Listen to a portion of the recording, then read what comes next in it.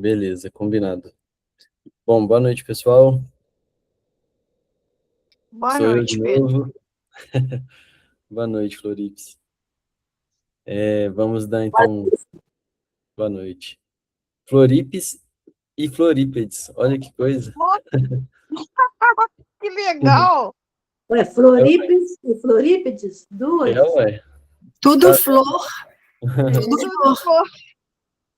Prazer em conhecê-la. Prazer é todo meu. É isso aí, bom demais. Então, no estudo da semana passada, né, a gente conversou a respeito da questão da homossexualidade, da mudança de sexo, enfim. E na época que eu tinha sugerido aqui de fazer esse estudo, o Luciano, ele falou assim, Pedro, qualquer coisa eu faço com você, a gente troca um material, não sei o que e tal. Então, também, como também não surgiu muito mais demanda, né, nesse sentido, e o Luciano também falou assim, qualquer coisa eu gostaria de abordar isso numa outra data que eu fosse fazer um estudo lá. Falei, pode, se não me engano vai ser junho que eu combinei com ele. Então, aí, essa temática vai aparecer de novo, em algum momento, de uma outra forma também. Então, aí a gente vai, né, pincelando lá, mas também se alguém quiser trazer alguma consideração, alguma questão, pode mandar lá no grupo que a gente depois conversa e troca mais figurinha a respeito disso. Mas, ao mesmo tempo, a gente foca aqui no Livro dos Espíritos, né, para a gente conseguir dar continuidade e, quem sabe, finalizar ele esse ano aqui, né? Então, hoje é a Lei de Liberdade, né? Então, a Lei de Liberdade, ela é o capítulo 10 da terceira parte do Livro dos Espíritos, e ela vai abordar toda essa temática, né, sobre a liberdade natural, a escravidão, a liberdade de pensar, a liberdade de consciência, o livre-arbítrio, a fatalidade, conhecimento do futuro e o resumo teórico do móvel das ações humanas. Esse resumo teórico é extenso, mas é muito bacana também, tem muito tema importante assim que a gente vai conversar dentro da lei de liberdade. Mas, ao mesmo tempo, aproveitando que a gente vai começar o estudo do capítulo, né? Acho que é sempre válido lembrar e a gente voltar sobre a questão da estrutura didática do Livro dos Espíritos dessa terceira parte, porque isso ajuda a gente muito a compreender a forma de Kardec, organiza tudo isso, nos ajuda a compreender como é que as leis elas se relacionam entre elas e conosco mesmo, e nos ajuda a compreender de fato e a guardar, né, todas essa sequência e como que elas se relacionam. Então, é, essa terceira parte, Kardec vai abordar e amontoou, né, todas as leis morais. Então, elas se apresentam aqui em todos esses capítulos, e elas têm como finalidade, né, nessa parte são apresentadas as respostas para três grandes indagações. Então, a primeira grande indagação é o que é a lei moral? Essa é a primeira grande indagação que Kardec tem para os espíritos. E isso vai ser apresentado lá no capítulo 1 da terceira parte do Livro dos Espíritos, que é da lei divina ou lei natural. Então, aí ele vai explicar sobre a lei, o que é essa lei moral. Depois que ele explica, né, o que é essa lei moral, ele vai para a segunda indagação, que são quais são as leis morais. Então, uma vez que ele entende que entre as leis divinas, umas regulam o movimento, outras regulam as relações da matéria, ele vai abordar, né, quando pergunta lá sobre o que é essa lei natural, que as leis físicas, elas pertencem ao domínio da ciência, mas outras dizem respeito aos homens, aí suas relações com Deus e com o próximo, e aí ele vai, de fato, mostrar o que são essas leis morais. Então, a partir do momento que ele mostra, ele responde essa segunda indagação, que quais são as leis morais. E essas quais são as leis morais está respondido do capítulo 2 até o capítulo 11, né? Que vai mostrar ali quais são essas leis morais. E todas elas têm, na verdade, vem nos mostrar e esclarecer que todos nós devemos ter três deveres.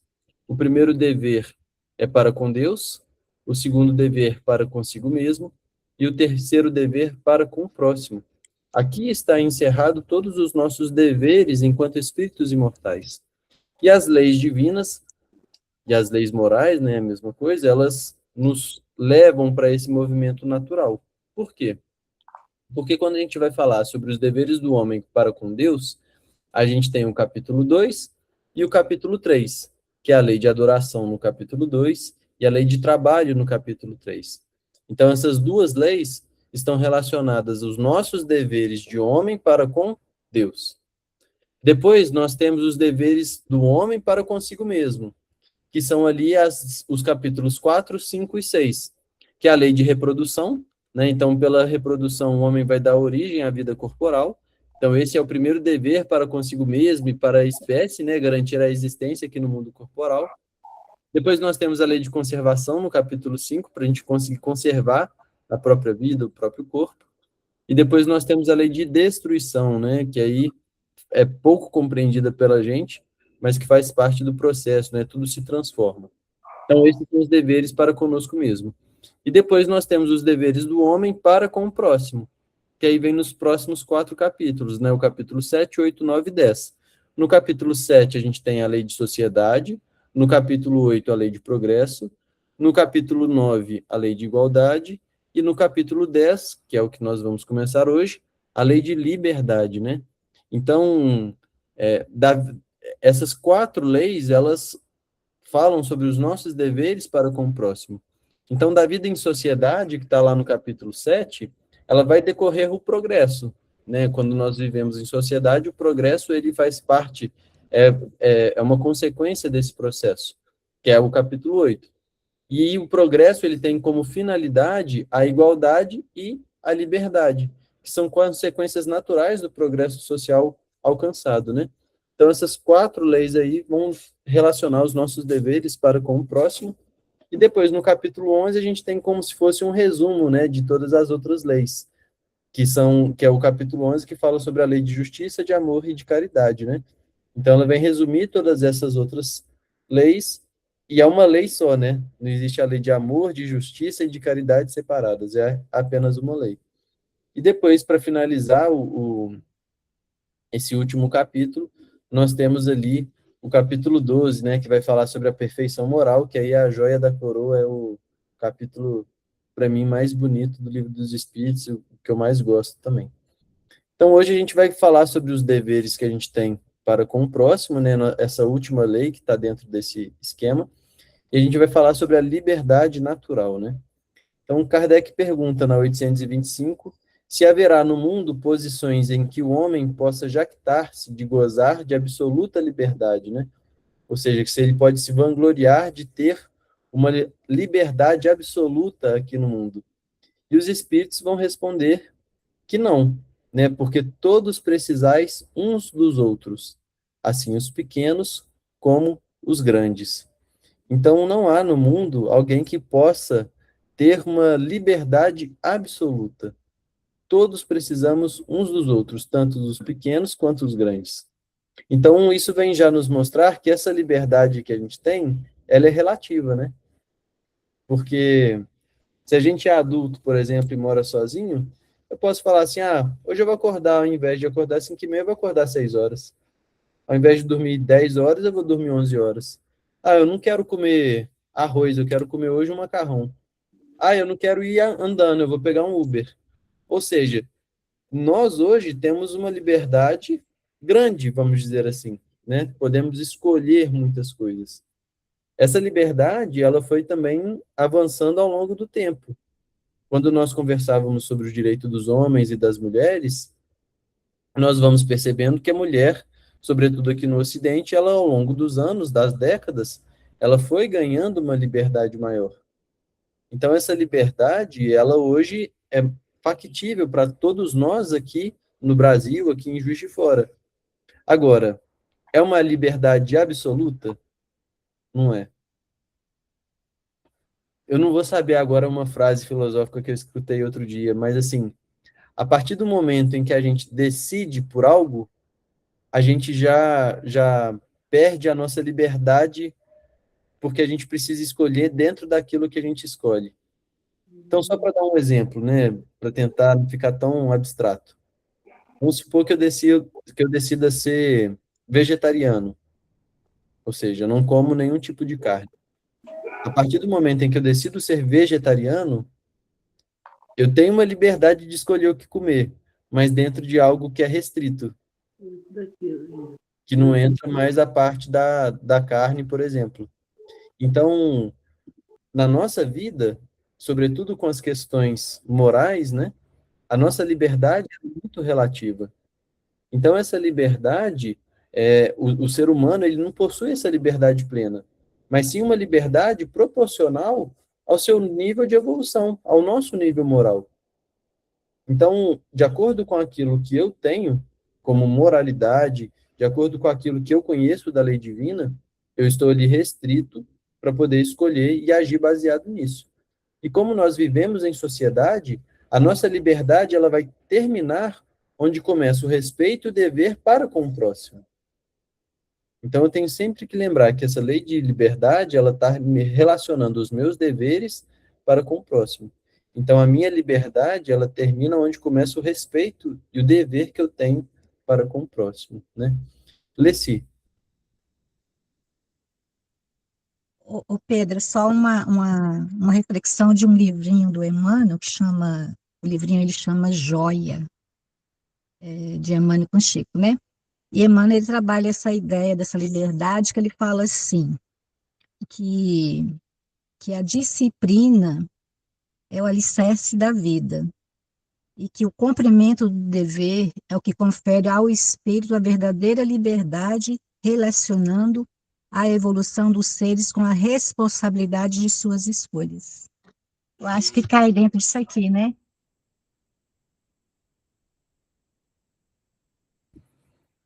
Com certeza. A disciplina, né? Só é verdade. Porque, assim, tem uma outra frase que também vai ao encontro dessa, que diz assim: só é verdadeiramente livre aquele que é disciplinado. Porque aquele que não abraça a disciplina, ele vira escravo das suas paixões. Então, veja bem, se eu me deixo levar pelas minhas paixões, e aí eu vou falar uma coisa bem grosseira para facilitar a gente, eu sou, assim, gosto de tudo que é doce, eu troco o salgado pelo doce. Então, se depender de mim, eu vou comer doce todos os dias. Por quê? Porque é a minha paixão. Eu deixo, é uma coisa que é natural para mim. Se deixar, eu vou comer isso todos os dias. Agora, se eu não me disciplinar nesse sentido, eu estou sendo escravo das minhas paixões. Então, essa disciplina é uma chave para a gente alcançar a liberdade. Porque também Emmanuel comenta uma outra frase que é bonita e que pode se relacionar com essa liberdade, mas também com a disciplina, que ele vai nos mostrar que João Batista, ele é a disciplina que precede a espontaneidade, ele diz assim. Por quê? Porque João Batista, ele é uma figura muito austera, muito disciplinada, muito metódica, vamos dizer assim. Enquanto que Jesus, a gente não consegue imaginar ele assim, né? Assim, a gente vê uma espontaneidade, uma liberdade, uma liberdade mesmo, até criativa, e para fazer o que quiser, da forma que quiser, como quiser, e tudo faz muito bem, que parece tão fácil e simples, que a gente fala assim, poxa, não é possível. E como é que ele aborda isso? Ele compara isso, a gente pode comparar isso a um músico, né? Quando a gente vê esses músicos que tocam, por exemplo, em orquestras há 20 anos, é uma coisa absurda, assim, parece que é uma facilidade, porque eles tocam com uma leveza, com uma sutileza, e estão ali tocando peças dificílimas, que só quem tem a noção de fazer alguma aula e tentar, por exemplo, pegar um violoncelo e tirar uma música ali e tudo mais, é que consegue ter noção de como que aquilo que ele está fazendo é difícil. Mas para ele chegar nesse nível de 20 anos, de uma coisa que parece ser super fácil, é um esforço e uma disciplina diária para poder chegar nesse nível. Então, se a gente quer, e aí Emmanuel traz a mensagem nesse sentido, se a gente quiser chegar nessa espontaneidade de Jesus, onde tudo parece amar demais, ser demais, tudo muito leve, tudo muito espontâneo, com essa liberdade toda, a gente precisa primeiro passar pela disciplina, né?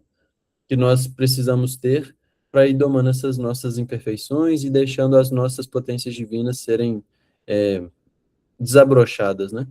Sim, aí tem até um rapaz que fez uma reflexão a respeito dessa liberdade também, rapidinho. Aí ele falou assim, que essa liberdade, dependendo dos nossos pensamentos, das nossas ações, ela pode se tornar uma algema, né? Porque, né, dependendo como a gente usa ela, ela pode se tornar, assim, sabe, uma coisa muito séria para a gente, né?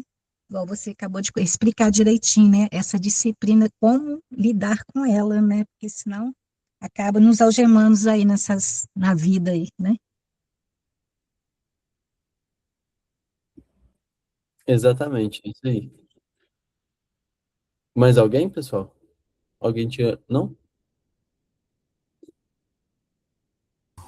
Bom, Eu para não ficar oi? interrompendo a pergunta. Cida ou Valdemar, quer falar alguma coisa? Não.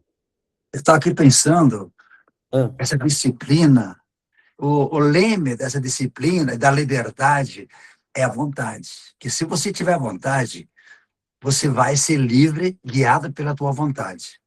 E a vontade, eu acho que manda em tudo, em todas as circunstâncias. Mesmo no livre-arbítrio, sempre em tudo, a vontade que manda. com certeza. Essa vontade, ela está muito relacionada ao livre-arbítrio, né? À disciplina.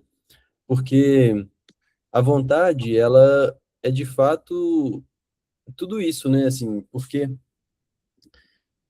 se a gente não tiver a vontade, essa disciplina ela é falha. É por isso que lá no livro Pensamento e Vida, o segundo capítulo do livro é intitulado Vontade. E Emmanuel vai falar, né, lá nesse capítulo, que ele vai pegar assim, olha, vamos pegar a mente humana. A mente humana, ela é o espelho vivo da consciência lúcida. Então, o espelho, ele vai refletindo, obviamente, né? E vai refletir essa consciência. E aí ele vai comparar essa mente humana a um grande escritório que é subdividido em 4 estações de serviço. E ele vai falar que nessas estações nós temos o departamento do desejo, e que ali nesse departamento vão operar os propósitos, as aspirações humanas. Então, ele que vai dar o estímulo ao trabalho. Então, aí entra também naquela parte que que Lísias vai falar para André Luiz sobre o desejo. Que, primeiro, a gente precisa desejar. Porque tem pessoas que, por um determinado momento da vida, ou por grande parte da vida, estão completamente apáticas à vida.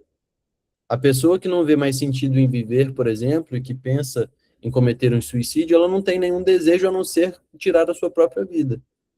Então, a gente precisa desejar, esse é o primeiro ponto. Depois diz ele que, depois que a gente deseja, a gente precisa saber desejar. Senão a gente não vai desejar direito, vai desejar coisa que não faz sentido. E por terceiro ponto, nós temos que merecer.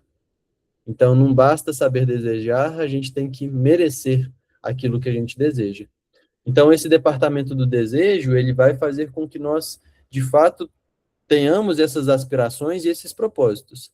Depois, nós temos o departamento da inteligência, que vai ser ali aquele que vai discernir sobre tudo isso e ajudar nesse processo da evolução e da cultura. Depois, nós temos o terceiro departamento, que é o da imaginação. E esse departamento da imaginação é que a gente vai conseguir amealhar essas riquezas de ideal, de sensibilidade. Então, é ele que vai nos ajudar a ter esse toque mais doce. E, por fim, o quarto departamento que nós temos é o da memória, que ali ele vai arquivar todas as experiências, tudo aquilo que nós já vivenciamos e entendemos, né? Então, esses 4 departamentos, eles correspondem, vamos dizer assim, à nossa mente humana. Só que, diz Emmanuel, acima de todos eles, surgem a vontade. Então, como se cada um desses fosse um funcionário, e acima desses 4 nós temos a vontade. E a vontade, ela é de fato a gerente.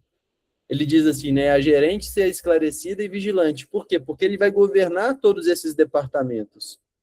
Então, se a gente tiver de fato essa vontade, ela vai conseguir fazer com que nós operamos todos esses departamentos, e aí sim, isso vai refletindo na nossa vida, nas nossas disciplinas, nos nossos pensamentos, na nossa forma de agir, e por aí vai, né? Então, essa vontade, ela é de extrema importância. Celinha.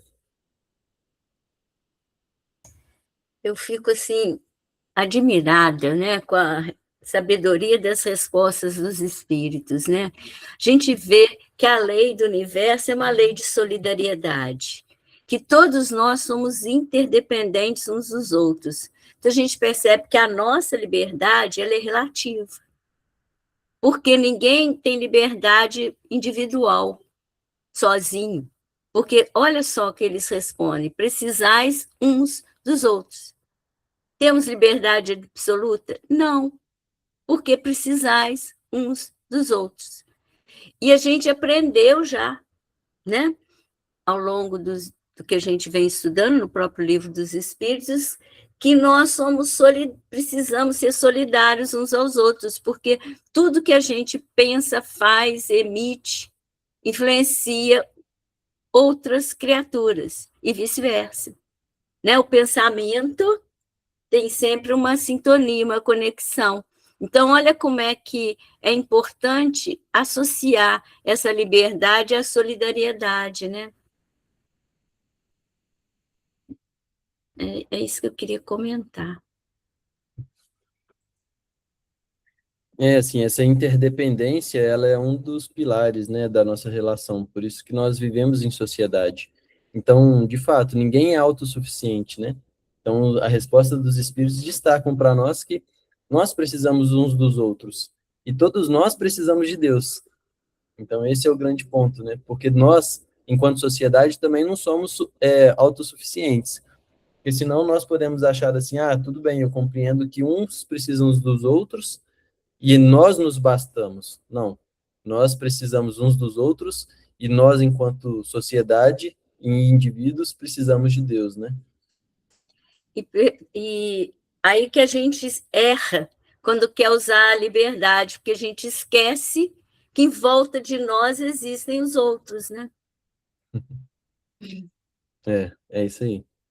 Porque, assim, a maioria dos nossos erros, na verdade, enquanto encarnação, né, ao longo das nossas encarnações, é porque a gente não observa a lei de amor, né?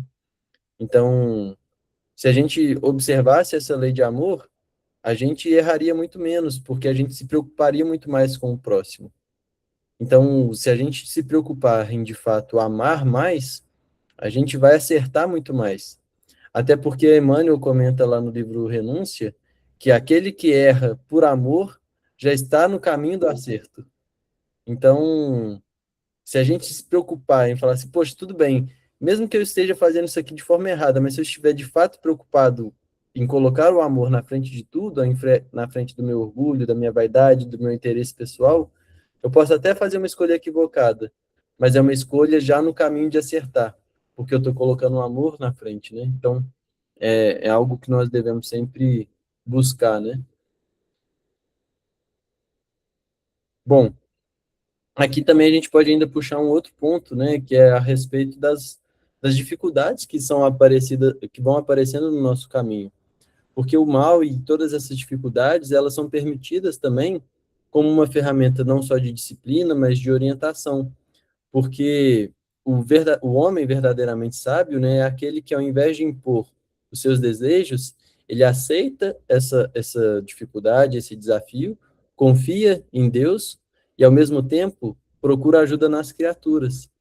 Porque isso faz com que as pessoas procurem umas às outras e peçam ajuda, peçam orientação, compreendam que um pode ajudá-lo a superar naquele desafio que ele está enfrentando no momento. Então, hoje eu posso procurar a Celinha para poder me ajudar, sei lá, na parte de uma conta matemática. E ela vai conseguir sentar, me explicar, me orientar e me ajudar nesse propósito.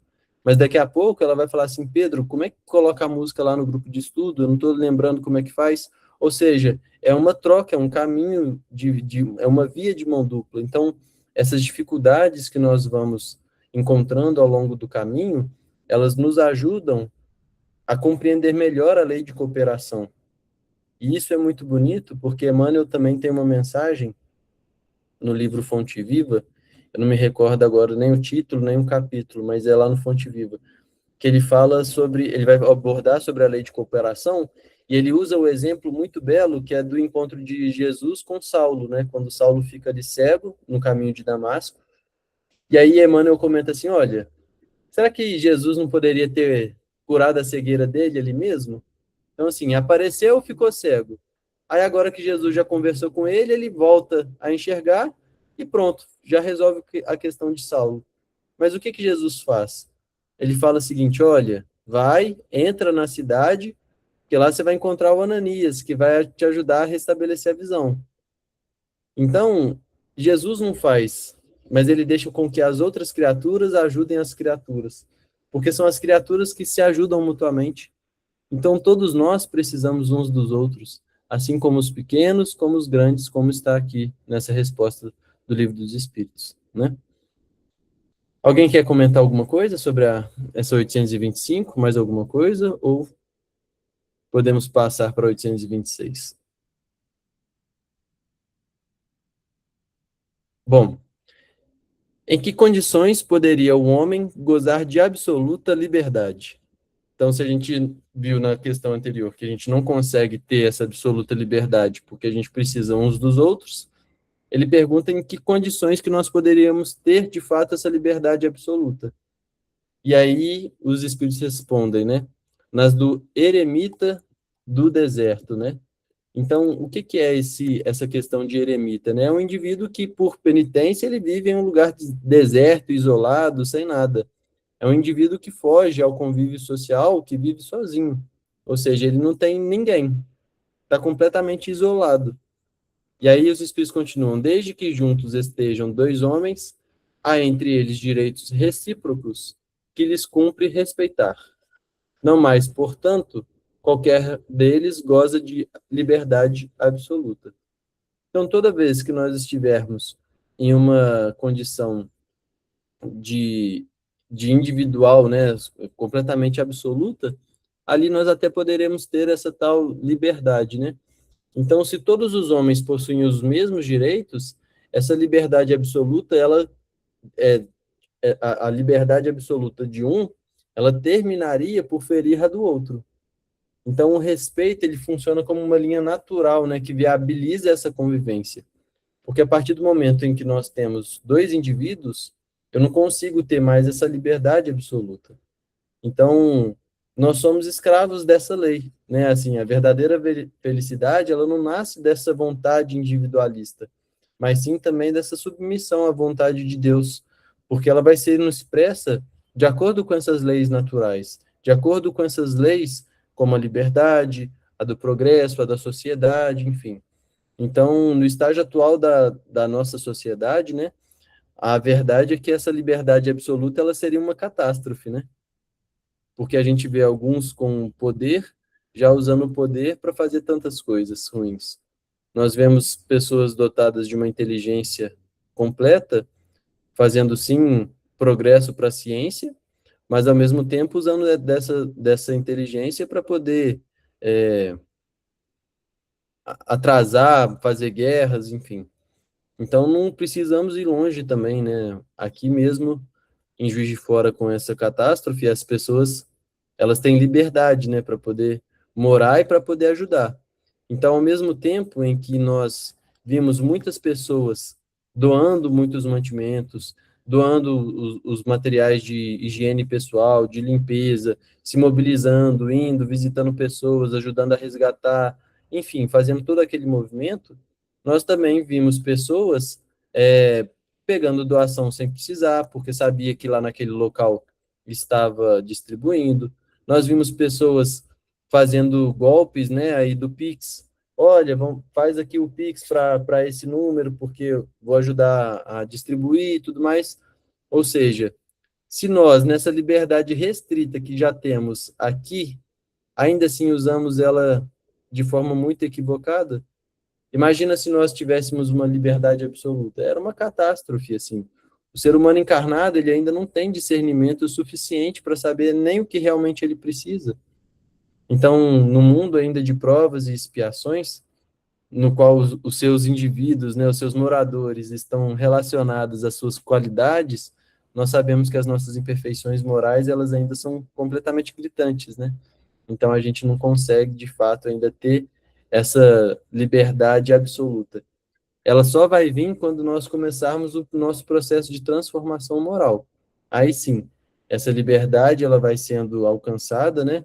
E aí ela vai sendo, aos poucos, cada vez mais sendo usada de forma correta, né? Algum comentário sobre essa 826? Não, né? 827. A obrigação de respeitar os direitos alheios tira ao homem o de pertencer-se a si mesmo? De modo algum, porque este é um direito que... Ih, peraí que eu vou ter que arrastar aqui. De modo algum, porquanto este é um direito que lhe vem da natureza. Então, Kardec ele quer saber se essa obrigação de respeitar os direitos dos outros tira ao homem o de pertencer-se a si mesmo. Então, os espíritos vão deixar claro que não, né? Porque é um direito que vem da natureza isso. Então, aqui nós podemos ainda usar sobre aquela regra de ouro que Jesus nos coloca, né? De não fazer aos outros aquilo que nós gostaríamos de fazer, que fizessem com a gente. Então, o respeito, ele é apresentado como uma via de mão dupla, na verdade, né? Esse direito de respeitar o outro é uma via de mão dupla. Se o homem deseja ser respeitado, ele deve obrigatoriamente respeitar o caminho alheio, respeitar o caminho do outro. Então, desrespeitar o próximo, em última análise, desrespeitar, na verdade, o próprio Criador, porque ele nos fez iguais. Não tem ninguém diferente. A gente sabe, já estudamos essa questão. Fomos criados simples e ignorantes, não existem privilegiados. Somos todos iguais perante Deus. Então, é uma visão equivocada que a gente pode desrespeitar os outros, né? Então, a gente observa ainda que as leis civis, e sobretudo essas leis que vêm para regularizar, né, as nossas relações enquanto sociedade, elas nos ajudam também a disciplinar essa nossa ignorância, essa nossa indisciplina, como a gente faz com as crianças, né? Às vezes a gente limita ali as escolhas das crianças, coloca um limite nas situações, porque senão ela vai desrespeitar o coleguinha, vai bater no coleguinha, vai pegar o lanche do colega, e não é por aí. Então a gente precisa colocar alguns limites também.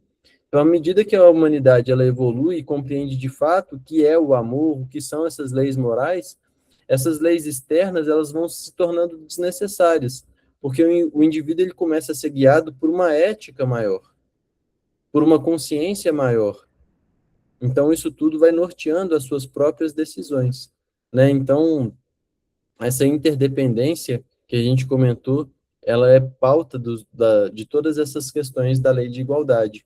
Mas essa obrigação de respeitar os direitos alheios, isso não vai se perder, né, de pertencer a si mesmo. Então, é um direito que vem da nossa própria natureza.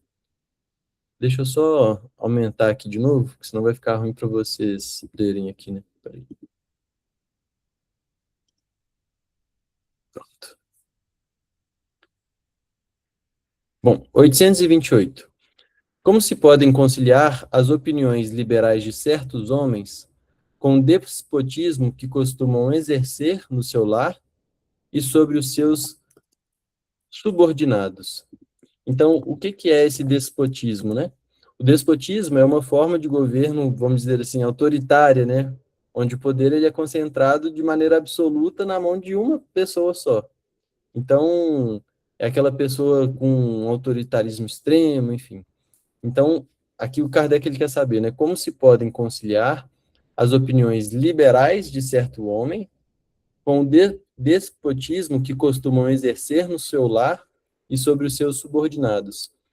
Então, da porta para fora, a pessoa ela tem essas opiniões liberais, né? Ela consegue, de fato, ser a favor da liberdade, todo mundo deve opinar, todo mundo deve fazer, deve falar, enfim. Agora, dentro de casa e sobre os seus subordinados, eles têm essa autoridade, né? Assim, essa questão de que ele manda e ponto final, né? E aqui os espíritos vão responder. Eles têm a compreensão da lei natural, mas contrabalanceada pelo orgulho e pelo egoísmo. Quando não representam calculadamente uma comédia, sustentando princípios liberais, compreendem como as coisas devem ser, mas não as fazem assim. Então aqui entra muito da incoerência, né? Porque existe um abismo entre a teoria e a prática, né? Então existem aquelas pessoas que elas pregam verdades para fora, mas agem como verdadeiros carrascos dentro do próprio lar. Então essa necessidade de muitas vezes manter uma aparência social, ela vai consumindo uma energia, ela revela uma falta de realidade interna, onde o pensamento ele vai se contradizer com a palavra. Então cria essa incoerência, né? Então a grande questão aqui está nessa incoerência que as pessoas apresentam, porque elas podem até ter uma compreensão da lei natural, mas por que elas não conseguem ainda agir de acordo com essa compreensão? Por causa do orgulho e por causa do egoísmo. Então, vê se a gente não está falando da gente mesmo nessa resposta aqui do Livro dos Espíritos. Porque se a gente não ficar restrito apenas na lei de liberdade, mas formos abraçar todas aqui as leis morais, não é isso que acontece com a gente, na grande maioria das vezes? Porque falar que nós não conhecemos Jesus é mentira. Falar que nós não sabemos como agir nas situações também é mentira. Porque se a gente se pautar naquilo que Jesus nos ensinou, fazer ao outro aquilo que gostaríamos de receber, isso já é uma norma de conduta para a nossa vida, que nós acertaríamos muito mais do que erraríamos. E por que a gente consegue saber da importância disso, falar sobre isso, acreditar nisso e não consegue vivenciar isso? Por causa ainda do nosso orgulho e do nosso egoísmo. Então, quando nós estamos aqui conversando sobre esse tema, mas eu não preciso exercer nenhuma decisão e que esteja relacionado a mim, é fácil. Agora, quando eu tenho que decidir as coisas, aí eu estou vivenciando de fato um processo e que o meu orgulho e o meu egoísmo, em algum momento, eles vão tomar conta. Então, podem ter momentos em que a gente, mesmo com orgulho e egoísmo, a gente ainda acerte e opte pela recomendação de Jesus, mas a maioria das vezes a gente se equivoca. E se equivoca porque ainda a gente deixa essas paixões, o orgulho, o egoísmo, tomar conta daquilo que nós exercemos como decisão. Então, é sempre um exame de consciência e ter um pouquinho mais de prudência, de calma, de serenidade na hora de decidir, para falar assim, poxa, será que essa é a melhor decisão? Será que essa decisão que eu tomar, eu estou seguindo de acordo com a vontade divina? Será que não vale a pena eu parar e perguntar ao meu guia e mentor o que eu devo fazer? Porque se a gente procurar a resposta, a gente provavelmente vai encontrar. Mas o que nós geralmente fazemos no dia a dia é sair atropelando tudo e sair fazendo sem nem sequer refletir sobre isso, né? Leci. Ô, Pedro, só para contribuir um pouquinho, tem lá no Kardec, né, no Obras Póstumas, ele tem uma lição lá que chama Liberdade, Igualdade e Fraternidade. Dentro disso que você está falando, né? É um texto bem interessante, que cai bastante nesse estudo aqui de hoje, entendeu? Se as pessoas quiserem ler. Lá ele fala assim, que a liberdade, ela é filha da fraternidade, entendeu? E que da fraternidade e da igualdade, né? E ele fala que sem a fraternidade, sem a igualdade, nós não chegaremos na liberdade, entendeu? É um texto bem interessante que fala justamente sobre isso aqui que a gente está estudando, entendeu? Ele vem trabalhando, ele começa trabalhando, ele coloca primeiro a fraternidade, né? Depois a igualdade, depois a liberdade, entendeu? Então é bem interessante, se alguém quiser ler lá, e explica bastante bem sobre o estudo de hoje. Só isso. Aí, ótima sugestão de leitura, né? E por isso que não à toa ele coloca a liberdade depois da igualdade, aqui na sequência do Livro dos Espíritos. Por isso que eu iniciei o estudo Sim, voltando isso naqueles mesmo. pontos, porque é uma sequência, assim, não é à toa. Por que ele não coloca a lei de liberdade lá como a primeira? Não, porque está tudo encadeado uma na outra. Então a gente só consegue ter liberdade quando a gente começa a enxergar o outro com um olhar de igualdade. Não de igualdade no sentido de se tornar igual, né?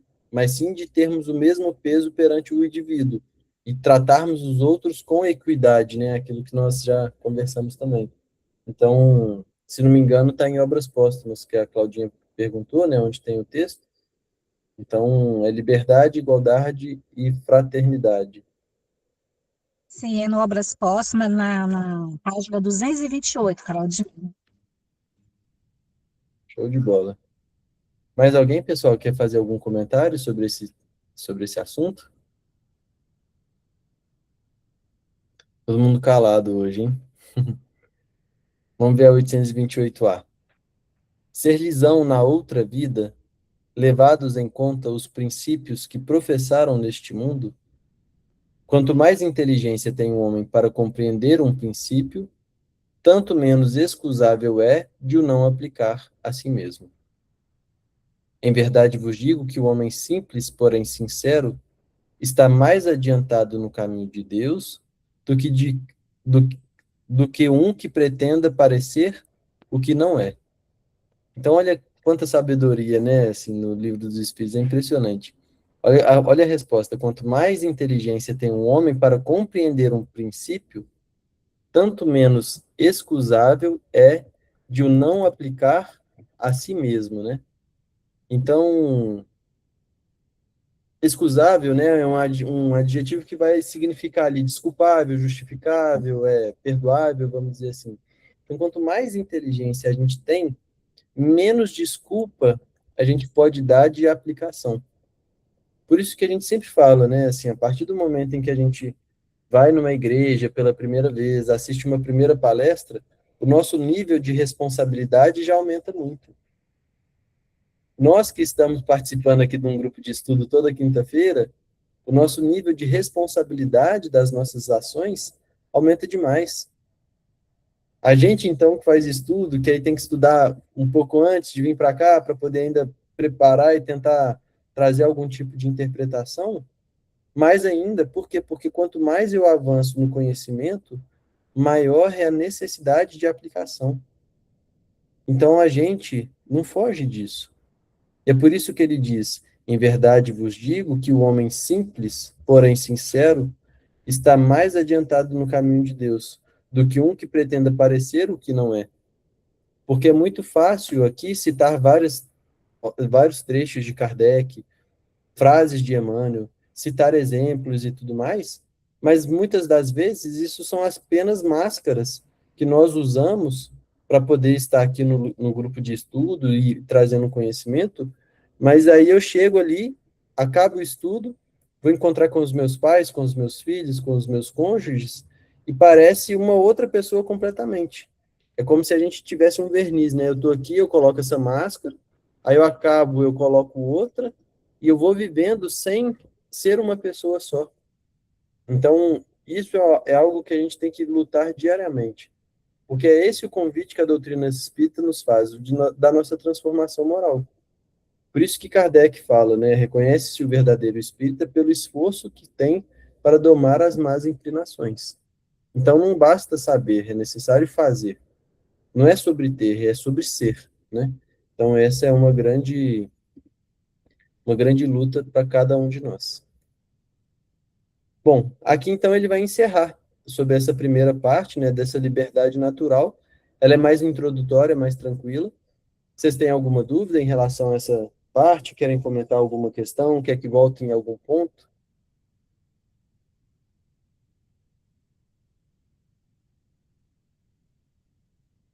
Também não.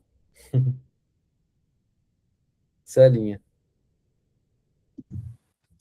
Eu estou aqui, assim, analisando, né? Quando o Kardec fala, ele faz a pergunta, né? Se o conhecimento vai trazer melhoria, né? Numa próxima vida. a vida futura. E aí a gente vê que não o conhecimento, mas o que fazemos dele, né? Porque muitas vezes a pessoa pode falar, então não vou adquirir o conhecimento.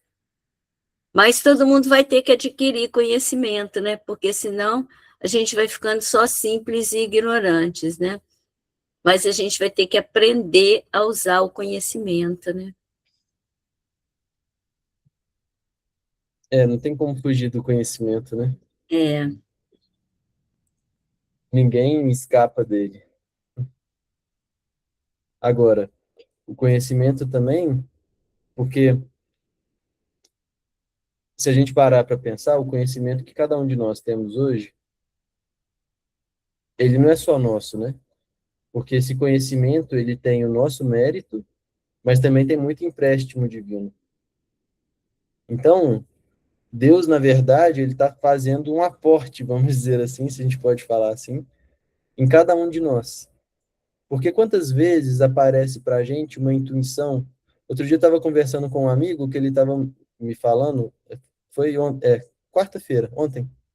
Fui almoçar com ele e ele estava me falando assim, como que ele uma vez fez um estudo relacionando a parábola de Adão e Eva com a parábola do joio e do trigo. E aí ele estava me mostrando como que ele, de onde que surgiu isso. Eu falei, caraca, eu nunca tinha pensado sobre isso, assim. Foi muito interessante. Eu falei, como é que você pensou sobre isso? Ele falou, não fui eu que pensei, de repente apareceu isso na minha cabeça. E aí é exatamente isso. Por quê? Porque muitos dos conhecimentos que nós temos não é nosso, isso sopra, aparece para a gente através da intuição. E aqui eu estou dando o exemplo da palestra, mas isso é no nosso trabalho. Às vezes a gente está com uma solução difícil, a gente pensa assim, meu Deus, o que que eu faço aqui, né? A gente não tem uma resposta. E de repente isso aparece. Então esse é investimento divino. E aí a gente se recorda da parábola dos talentos, né? Porque se eu pego esse meu conhecimento e vou enterrando, porque eu fico com medo de como é que eu vou usar isso, não, então agora eu já tenho um pouquinho de conhecimento, eu não sei como é que eu vou usar isso, eu não sei como é que eu vou me relacionar com os outros, eu não sei como é que eu vou orientar. Então, eu fico com medo de não fazer lenha e vou guardar ali a minha moeda embaixo da terra e vou deixar ela guardadinho. Enquanto que outros pegaram essa moeda para poder multiplicar por 10, outros por 100 e por aí vai. Então, a nossa vida, na verdade, ela tem que ser generosa. A nossa vida, na verdade, é feita para doar. Porque senão a gente fica muito restrito pensando assim, poxa, para quem que eu vou distribuir esse conhecimento que eu tenho? Como é que eu vou usar essa liberdade para poder dar aos outros? Sendo que quando a gente analisa na natureza, a natureza ela não se importa com o que o outro é, com o que o outro deixou de fazer, porque senão a gente ainda pode usar um exemplo da vela, né?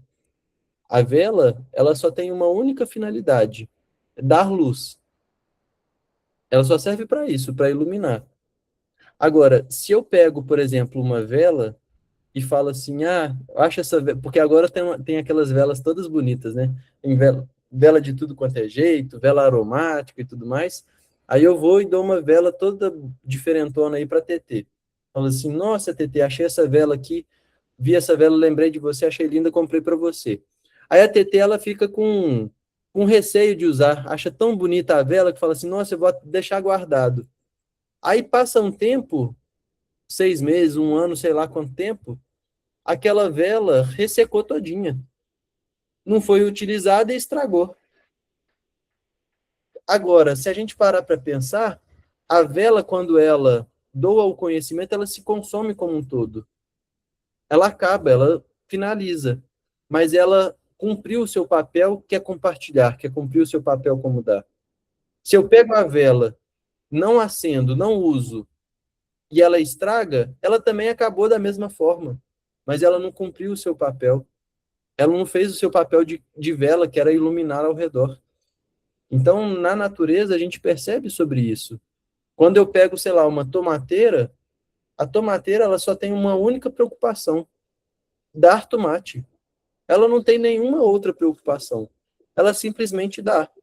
Ela não pergunta assim, o Pedro que está vindo aqui colher esse tomate, será que ele merece pegar esse tomate que eu estou custando a dar, esse tomate que eu estou preparando aqui todo docinho? Ah, não, Pedro não merece, não. Vou deixar a Florípedes pegar, porque ela, sim, ela é uma pessoa que merece esse tomate. Não, ela não fica julgando, ah, esse merece, esse não merece. E ela nem se preocupa com mais nada, ela simplesmente se preocupa em dar. Às vezes, o galho vai ficando todo seco, e ela consegue concentrar todas as forças que ela tem numa única fruta e última fruta.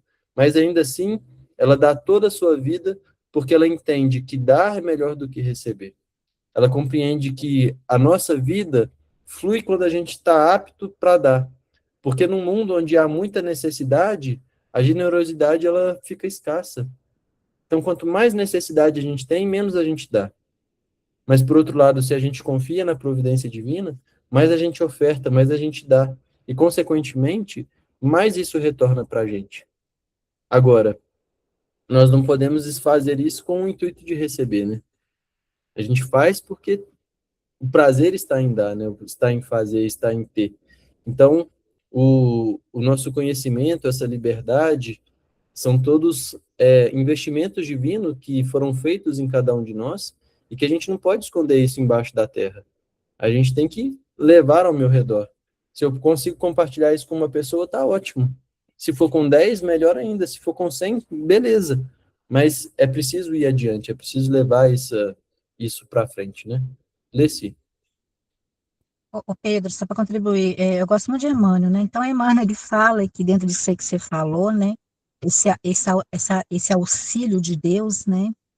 Aí ele fala, né, que ele usa, né, as circunstâncias, as dificuldades, né, e as pessoas, né, para nos auxiliar. Esse, né, é o meio que ele usa, né?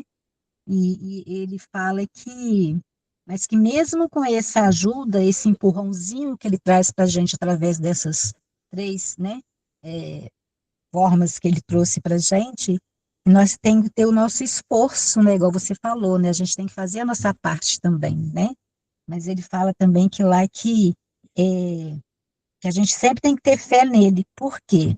Porque cada momento ele vem para nos levantar, mas através, né, dos recursos do cotidiano e da ação humana, né, então é sempre, né, a gente ter esse olhar, né, bem interessante isso, né, porque senão as pessoas, Deus vai vir, não é através desses momentos, né, que Emmanuel traz para a gente, só para contribuir um pouquinho.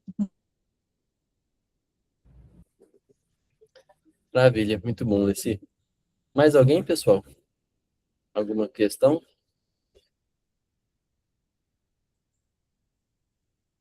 Bom, então é isso, Celinha. Acho que hoje eu vou te devolver com esses 5 minutos aí um pouquinho mais cedo, para você usar do tempo da forma que você quiser, porque eu acho melhor do que a gente entrar em uma outra temática, que aí fica mais segmentado assim, o estudo, acho que fica melhor.